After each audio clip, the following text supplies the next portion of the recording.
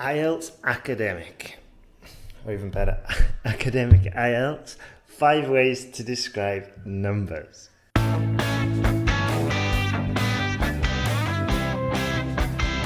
You are now listening to the IELTS podcast. Learn from tutors and ex-examiners who are masters of IELTS preparation. Your host, Ben Worthington.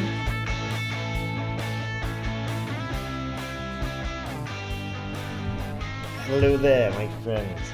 Right, this episode we're going to look in detail at 5 useful sentence structures for you to describe your IELTS academic task 1 pie chart, graph, whatever.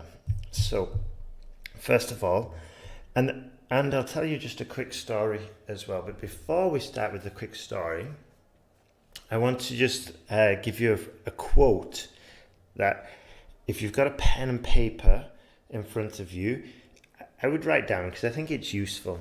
So this is the quote: "Experience is not what happens to a person, it is what a person does with what happens to him."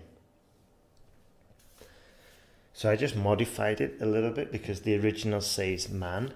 I'll say the original. Experience is not what happens to a man. It is what a man does with what happens to him.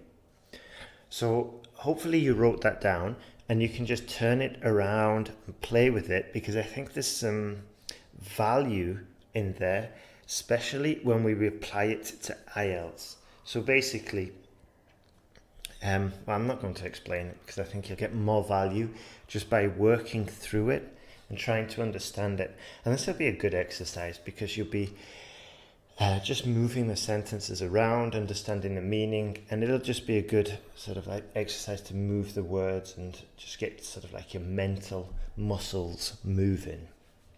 So let's start with the story first, and then we'll jump into the 5 ways to describe the graphs, basically the 5 ways to describe the numbers.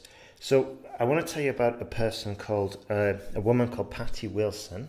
You may have heard of her, but she was an epileptic, and she was her father was a morning jogger every morning out there, and she said that she wanted to join her dad when she was little. She wanted to join her dad while she was jogging. And this is even when the doctor said, don't do stuff like this in case you get a seizure and all the rest of it. And her dad said, yeah, okay, let's do this. If there is a seizure, no problem. I know how to deal with it. And so they took her, they went running together, and she really enjoyed it.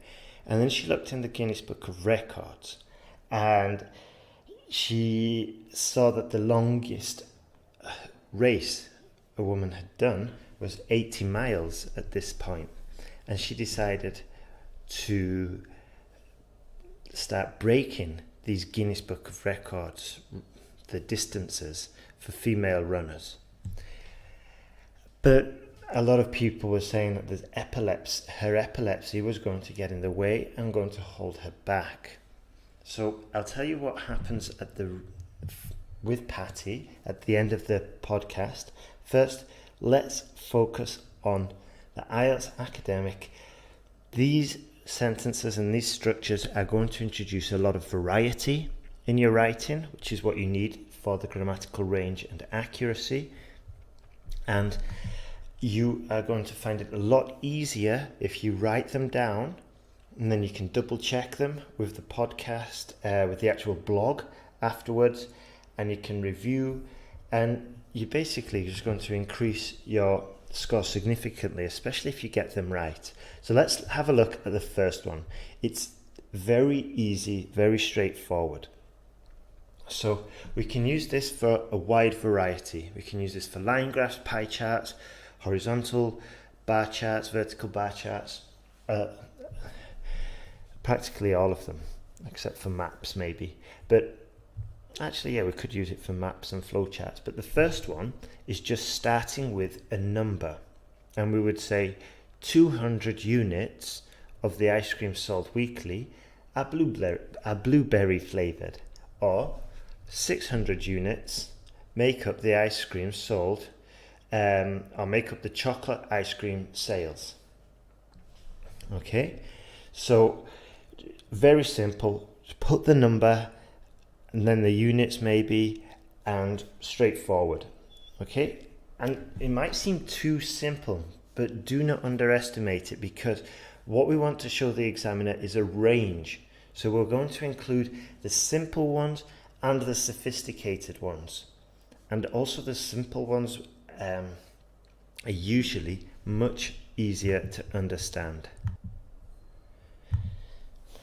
So the next method, number 2, is where we're using percentages. It's similar, and we're going to use similar structures, but we would say 50% of all ice cream sold was chocolate flavored, or we could say 33% of the ice cream sales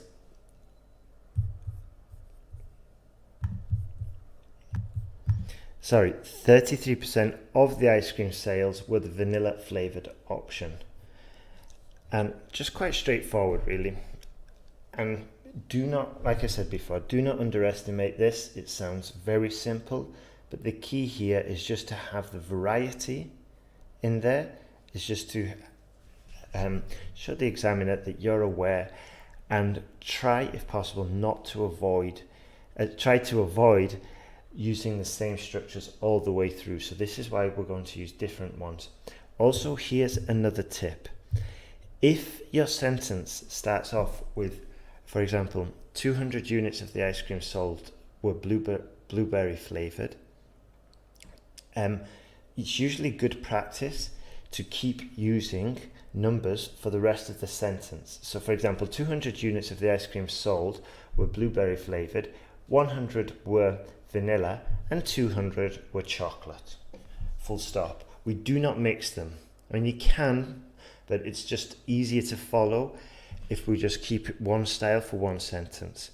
So we do not say 600 units of chocolate flavored ice cream were sold, 20% were blueberry flavored, and 10% were vanilla, or whatever.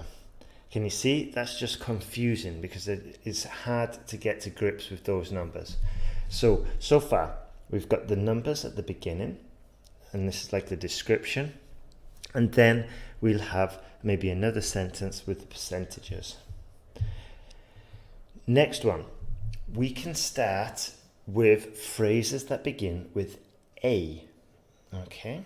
And we would say, a small number of sales, or a small number of chocolate flavored ice cream was sold in 1997. Okay? And we can use a huge number, we can use a large group, we can use a small group, and very importantly, we can use a minority or a majority. And the minority and the majority are good for the pie charts. So we could say a majority of, a majority of students preferred the chocolate flavored ice cream.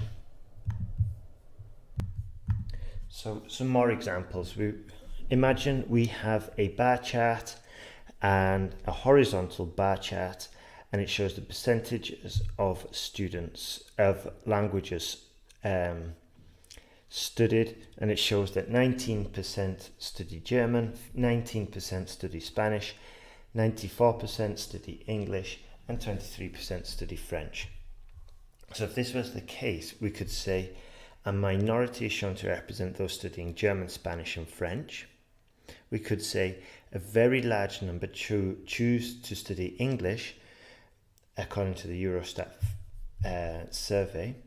Actually, what I would do here is just move that, and I would put a very large number at the end. So I would say, according to the Eurostat survey, a very large number choose to study English.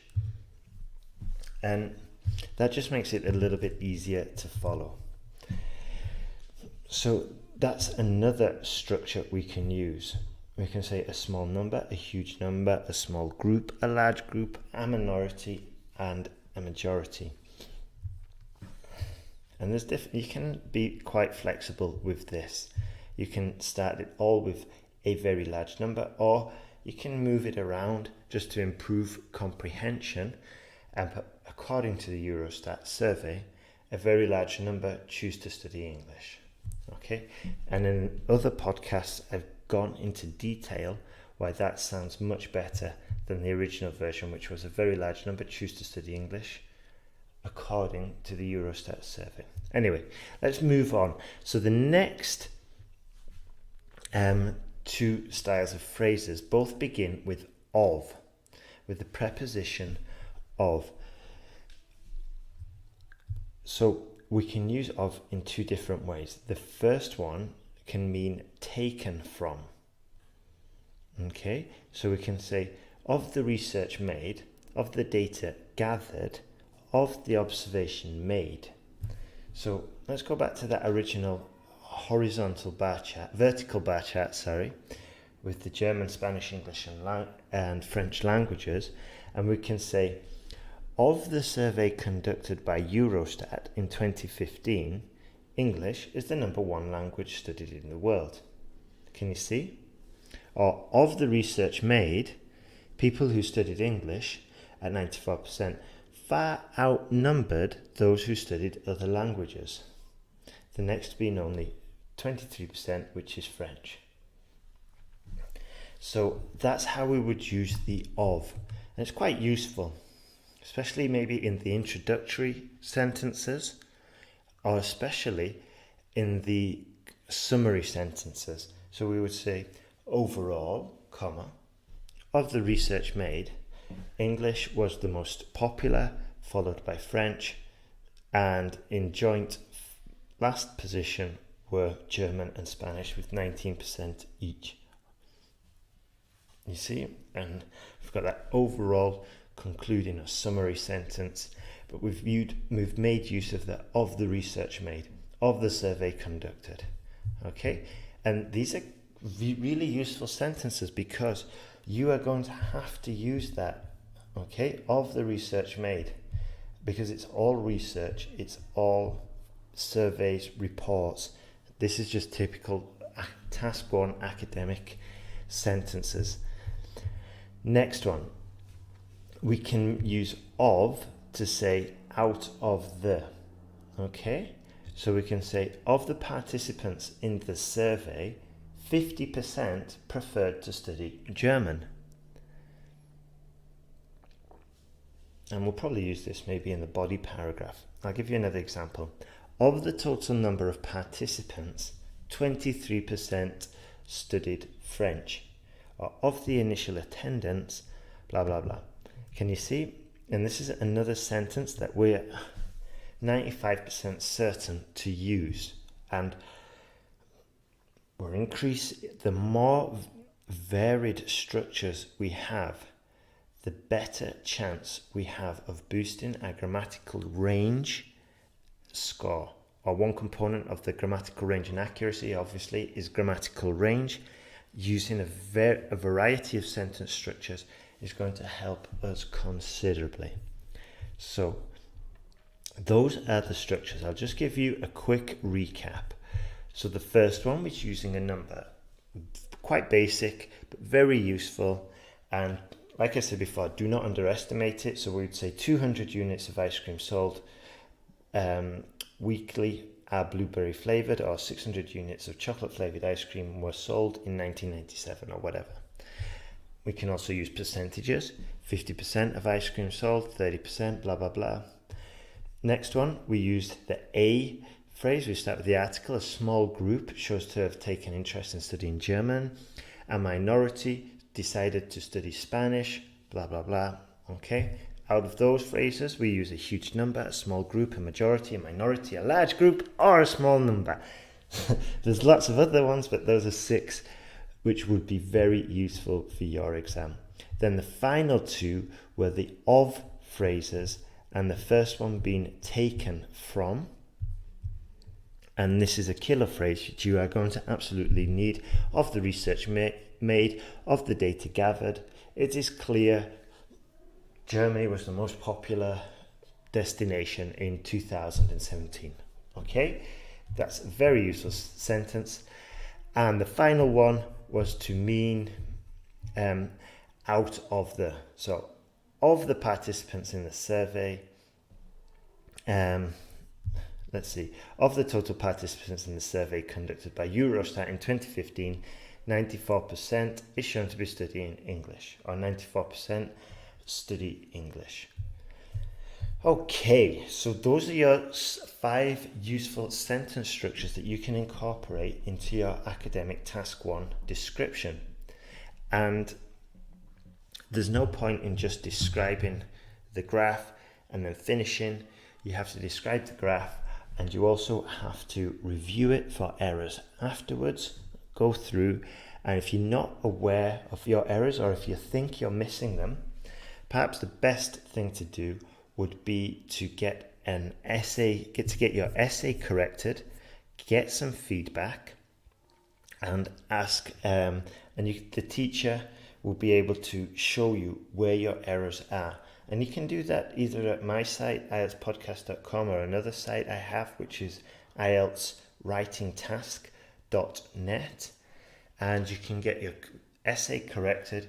You can see the mistakes you're making, and it's a very quick and effective way to improve. Now, the final thing, 2 more things I want to say.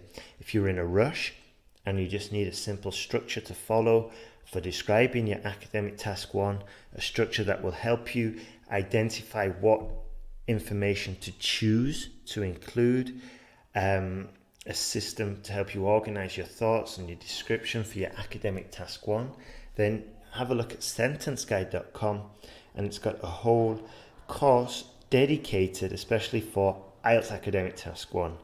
Now, the final thing I want to say before we finish is about the runner I told you about, Patty Wilson, and the epileptic runner. Doctor said that she shouldn't do it. Her dad started taking her on his morning runs, running side by side. She loved it. She got more involved. She got more determined. She decided to study. She decided to study IELTS. No, she decided to start breaking Guinness World Records, and she started off from Portland to Oregon, which is something like 150, and then slowly breaking them. And she just kept doing this for epilepsy. There was lots of dangers involved in case she did have a seizure, but she just carried on. She carried on running, and she just pushed through in face of all the obstacles.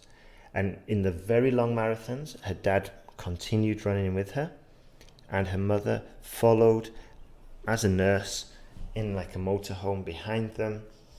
And she did it. Eventually she did it, and she pushed through, and she succeeded. And I'm just wanting to tell you that story because in face of any of the difficulties that we're having, that if you're persistent and you're determined, you will eventually get there. Okay? Have a fantastic day, and if you need any help with your IELTS preparation, send me an email.